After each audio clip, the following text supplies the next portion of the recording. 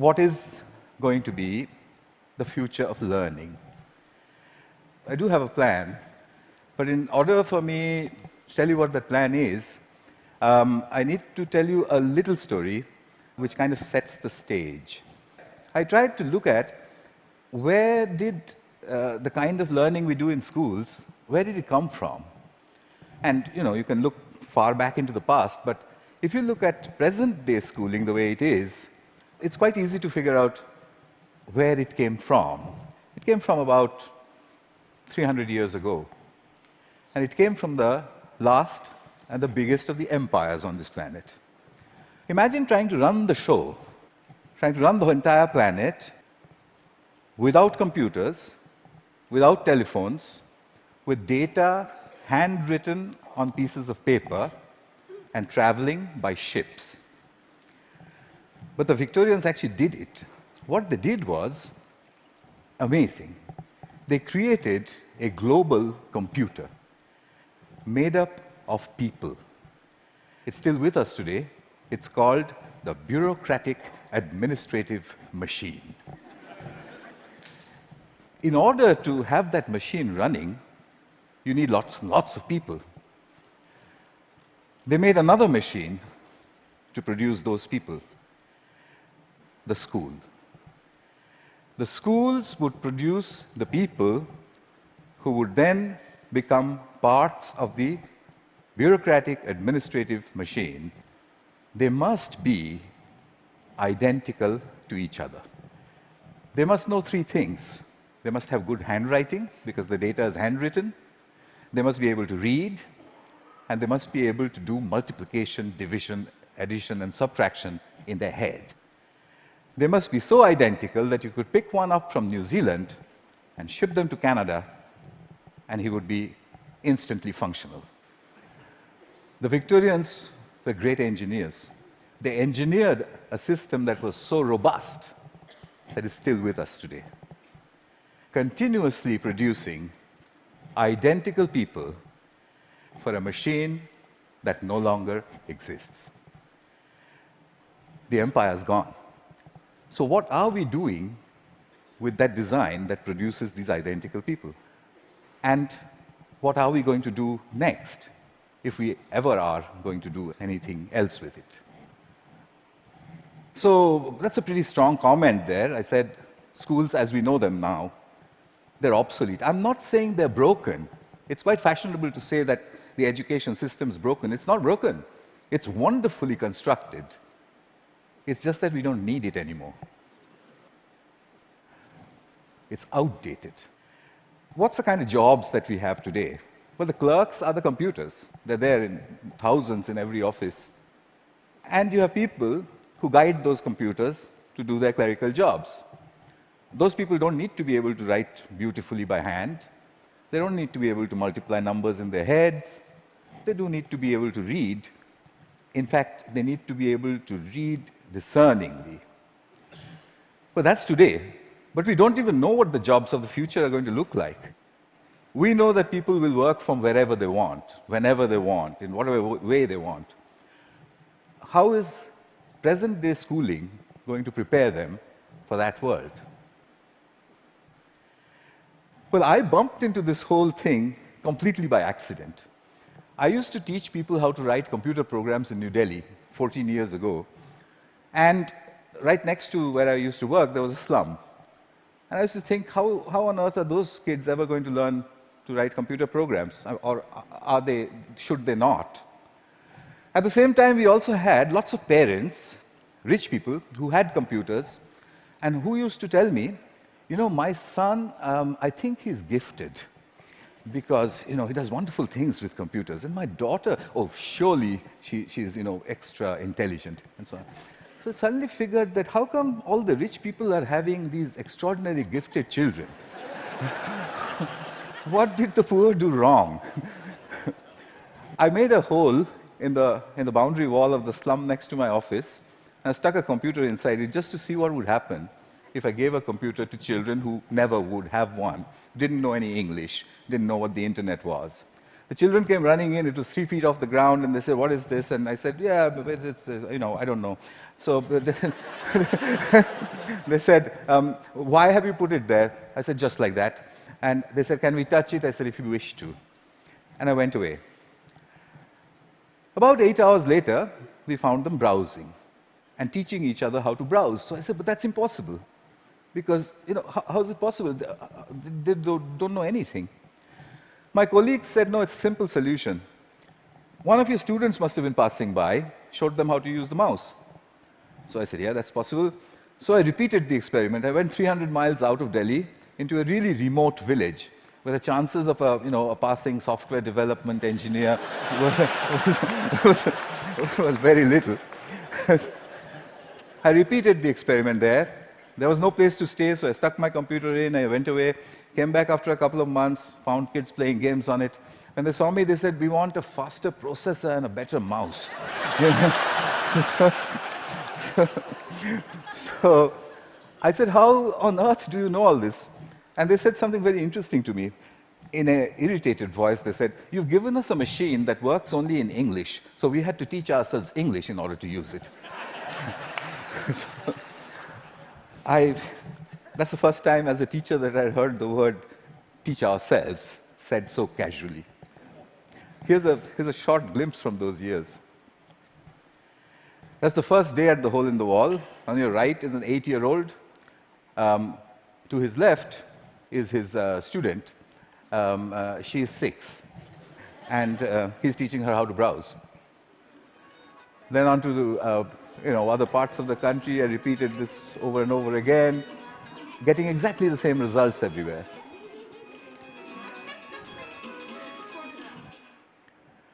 An 8-year-old telling his elder sister what to do.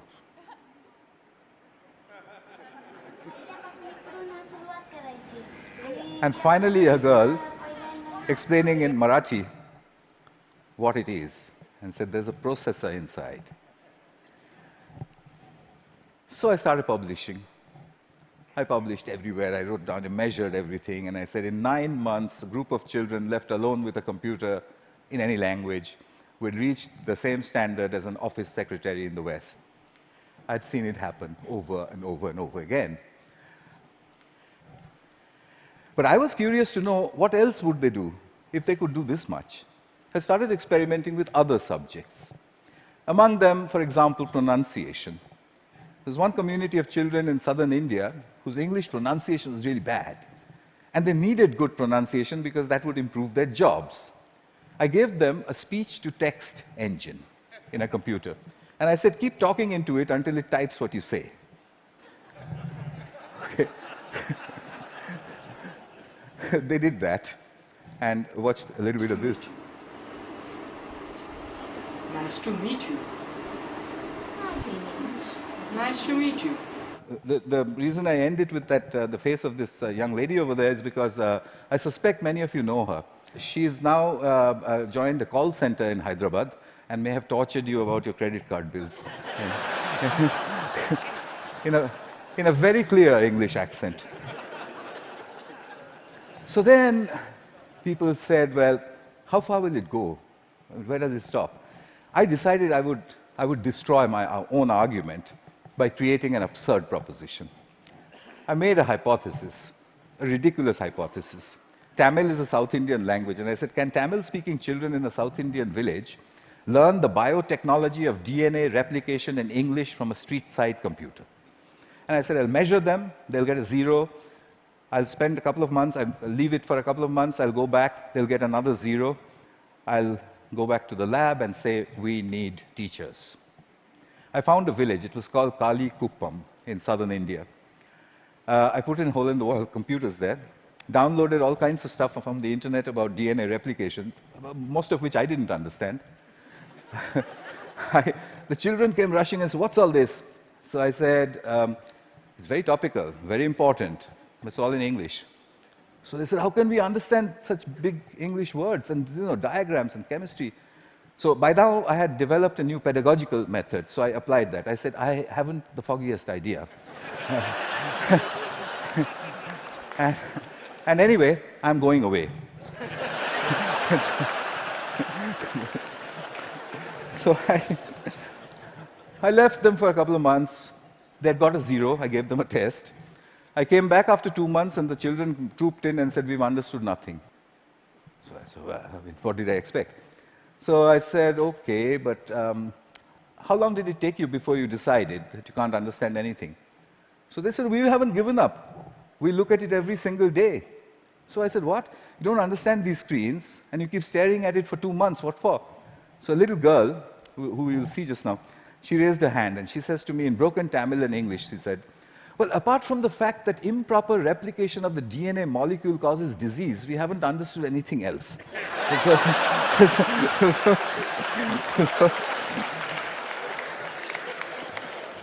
So I tested them.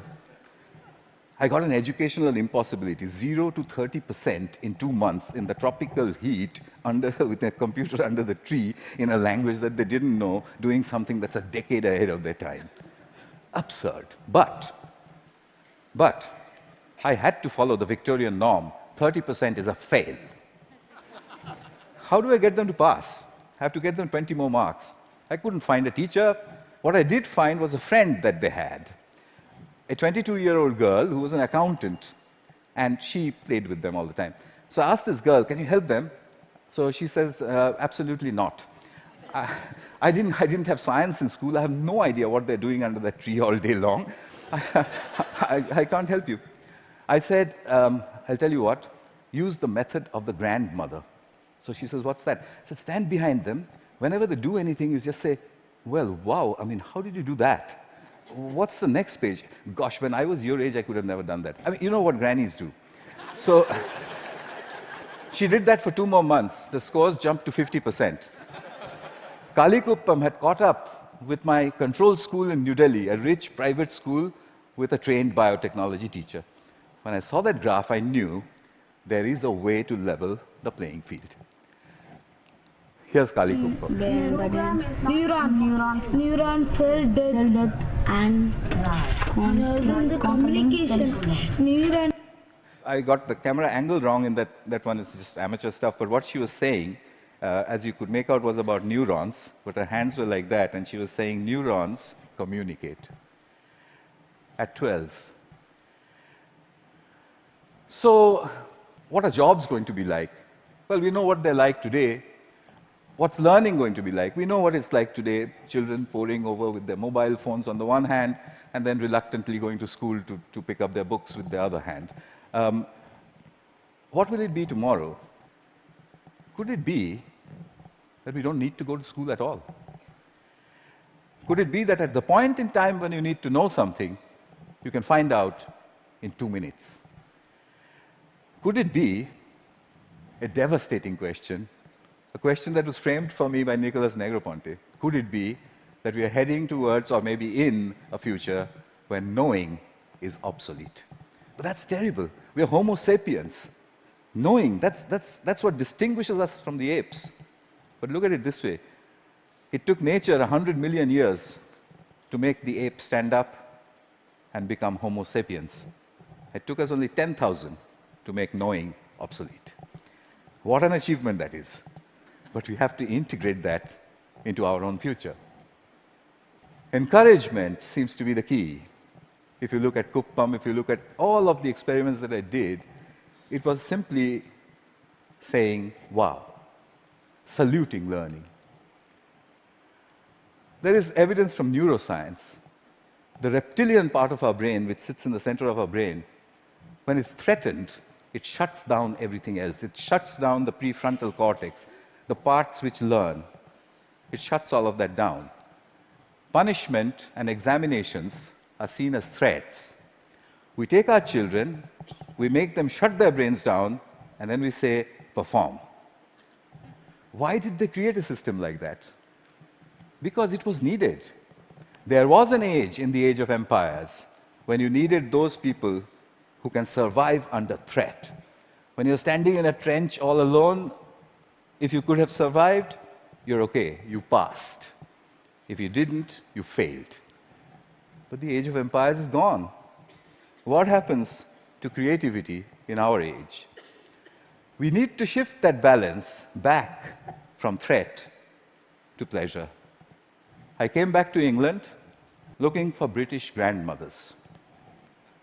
I put out notices in papers saying, if you're a British grandmother, if you have broadband and a web camera, can you give me 1 hour of your time per week for free? I got 200 in the first 2 weeks. I know more British grandmothers than anyone in the universe. They're called the granny cloud.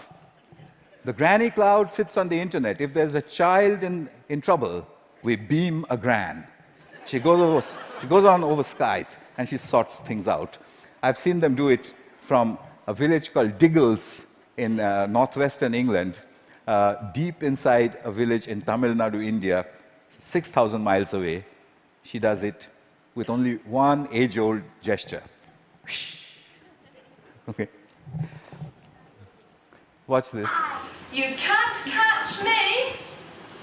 You say it. You can't catch me. I'm the gingerbread man. Well done. Very good. So what's happening here? I think what we need to look at is we need to look at learning as the product of educational self-organization. If you allow the educational process to self-organize, then learning emerges. It's not about making learning happen, it's about letting it happen. The teacher sets the process in motion, and then she stands back in awe and watches as learning happens. I think that's what all this is pointing at. But how will we know? How will we come to know? Well, I intend to build these self-organized learning environments. They are basically broadband, collaboration, and encouragement put together. I've tried this in many, many schools. That's being tried all over the world, and teachers sort of stand back and say, it just happens by itself? And I said, yeah, it happens by itself. How did you know that? And I said, you won't believe the children who told me and where they're from. Here's a soul in action.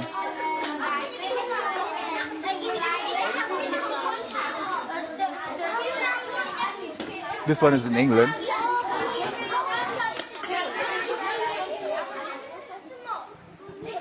He maintains law and order. Because remember, there's no teacher around.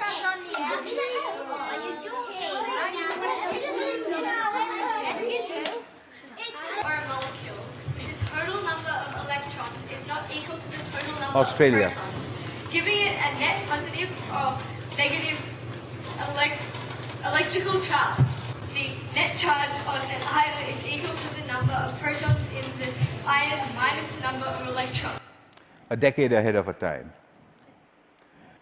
So souls, I think we need a curriculum of big questions. You already heard about that. You know what that means. There was a time when Stone Age men and women used to sit and look up at the sky and say, what are those twinkling lights? They built the first curriculum. But we've lost sight of that wondrous questions.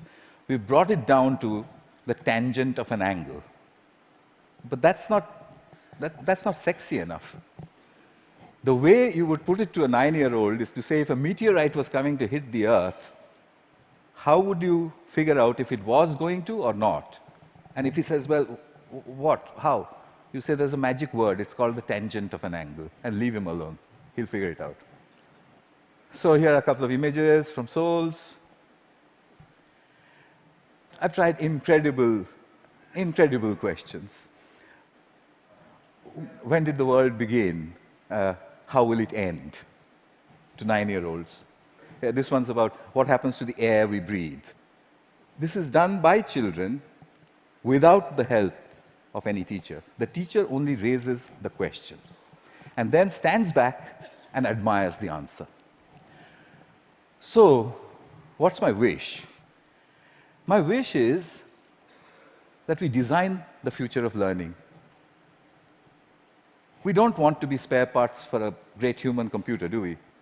So we need to design a future for learning.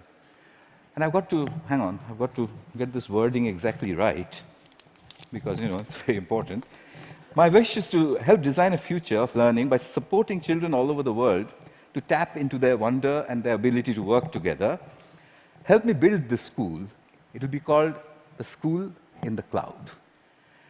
It will be a school where children go on these intellectual adventures driven by the big questions which their mediators put in.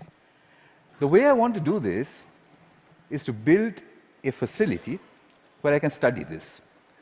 It's a facility which is practically unmanned. There's only one granny who manages health and safety. The rest of it's from the cloud. The lights are turned on and off by the cloud, etc., etc. Everything's done from the cloud. But I want you for another purpose.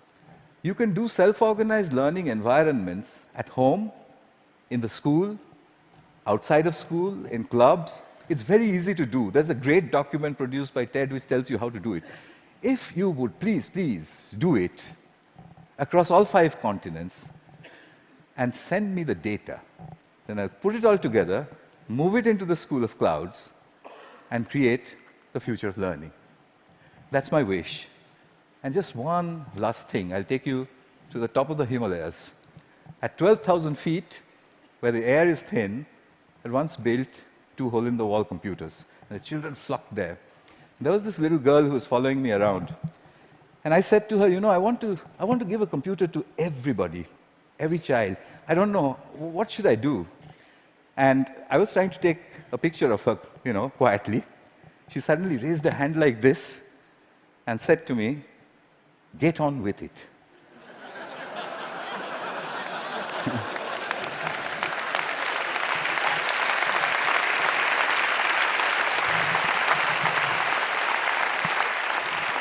I think it was good advice. I'll follow her advice. I'll stop talking. Thank you. Thank you very much.